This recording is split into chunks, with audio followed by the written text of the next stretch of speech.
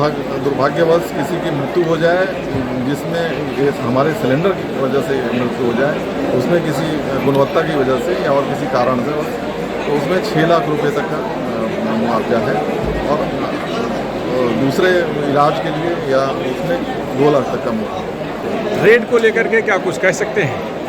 Rate तो आप अभी देख रहे हैं कि अंतर्राष्ट्रीय जो वातावरण है उसमें, क्योंकि 85% ईंधन यहाँ से आयातित होता है, एलपीजी भी हम आयात करते हैं, तो ये अंतर्राष्ट्रीय जो दर है, रेट है, इंपोर्ट है, उसी की बेसिस पर निर्धारित होता है। और अभी भी क्योंकि जो उज्ज्वला के लाभार्थी हैं उनको 200 रुपये का माननीय प्रधानमंत्री जी ने 200 रुपये का सब्सिडी भी अनाउंस किया था, और बाकी भी जो है लोगों को हम इतनी सब्सिडी तो नहीं दे पा रहे हैं, लेकिन है थोड़ा सा सब्सिडी सबको आ रहा है। क्या जो गैर उज्ज्वला लाभार्थी है उनकी सब्सिडी पूरी तरह से बंद हो चुकी है? अब उनको कोई सब्सिडी उनके खाते में नहीं पहुंच रही है? नहीं, सब्सिडी बंद नहीं हुई है, लेकिन वो अभी उसका अमाउंट जो है वो पहले जितना ज़्यादा था उतना नहीं है, उससे थोड़ा कम हो गया, तो बंद नहीं है। अभी ये एक्स्ट्रा रिवार्ड की बात हो रही है, क्या ये पुराने ग्राहकों को भी मिलेगा कि ये सबको मिलेगा?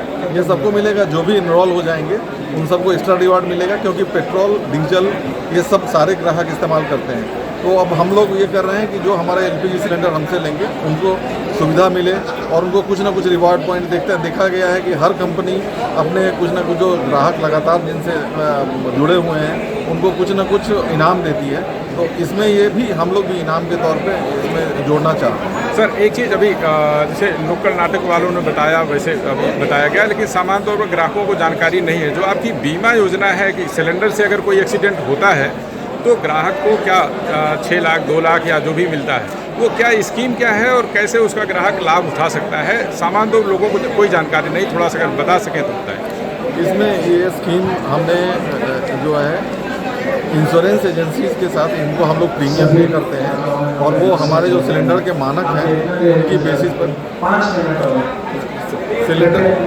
सिलेंडर के मानक जो है वो देख लेते हैं। वो सब जो जितने भी इंश्योरेंस कंपनियां हैं, बीमा कंपनियां, वो देखती हैं, उनको पता है कि एक्सीडेंट कम से कम होते हैं, तो इसलिए उसी हिसाब से वो प्रीमियम रखती हैं। और अगर कभी प्रूव हो गया कि ये साबित हो गया कि सिलेंडर में गैस लीकेज या उत्पादकता या किसी कारणवश हमारे कारण से अगर दुर्घटना हुई है, तो वो हम लोग एजेंसी को सबमिट कर देते हैं, जो बीमा कंपनी है, और बीमा कंपनी से पैसा मिल जाता है। अगर मान लिया किसी की मौत होती तब क्या मुआवजा है, या कोई घायल हो जाता है तब क्या मुआवजा है? अगर दुर्भाग्यवश किसी की मृत्यु हो जाए, जिसमें ये हमारे सिलेंडर की वजह से मृत्यु हो जाए, उसमें किसी गुणवत्ता की वजह से या और किसी कारण से, तो उसमें 6 लाख रुपए तक का मुआवजा है, और दूसरे इलाज के लिए या उसमें 2 लाख तक का मुआवजा। आईओसी क्योंकि ग्राहक को सीधे तौर पर सप्लाई करती है अपने वितरकों के जरिए, तो आप लोग क्या कुछ एक्स्ट्रा एफर्ट नहीं करते कि एजेंसियों को पहले से सिलेंडर दे दें, जो इस एजेंसियां ग्राहकों को सप्लाई कर सकें? जो मेले के दौरान जो दिक्कत आती है, अगर पहले से आप सिलेंडर अपने वितरकों को दे दें तो वो ग्राहकों को इस समस्या को दूर कर सकते हैं। यहाँ पे जितने सिलेंडरों की खपत है, पूरे महीने भर के लिए उतने सिलेंडर स्टॉक करके रख पाना संभव नहीं है।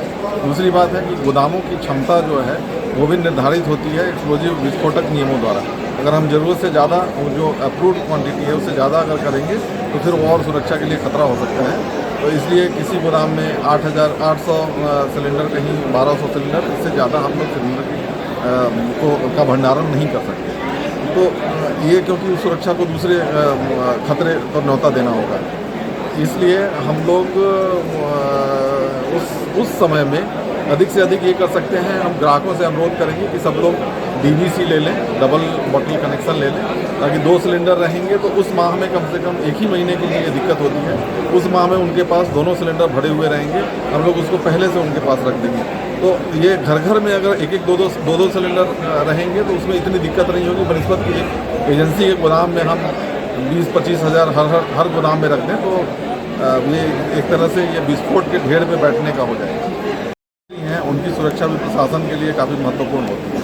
और हमारा प्लांट झूसी में है, तो झूसी क्योंकि संगम के रास्ते से होके जाता है, तो प्रिकॉशनरी तौर पे प्रशासन उस रास्ते को ही बंद कर देता है। तो ट्रक की आवाजाही, हमारी प्लांट की कैपेसिटी है, ट्रक भी हैं, लेकिन प्लांट की आवाजाही बाधित हो जाती है, जिसकी वजह से यहाँ पे और पूरे ज़िले में और मैं कहूँ पूरे शहर में, इलाहाबाद शहर में काफ़ी रेस्ट्रिक्शंस लग जाते हैं, प्रतिबंध लग जाते हैं आवाजाही पे, जिसकी वजह से उपलब्धता की थोड़ी सी दिक्कत होती है उस जनवरी के माह में। इसमें हमारा इंडियन ऑयल का कुछ भी नहीं है। प्रशासन से, मैं मीडिया कर्मी से आपसे अनुरोध करूँगा कि कभी भी आपकी प्रशासन से भी अगर वार्ता हो तो एक बार उनसे उस समय में सामान्य जनता जो है यहाँ की जो रहने वाले हैं, जो प्रवासी हैं, उनकी तो सुविधा सुरक्षा का ध्यान रखा जाता है, लेकिन जो यहाँ के वासी हैं उनकी भी सुरक्षा और सुविधा का ध्यान रखा जाए।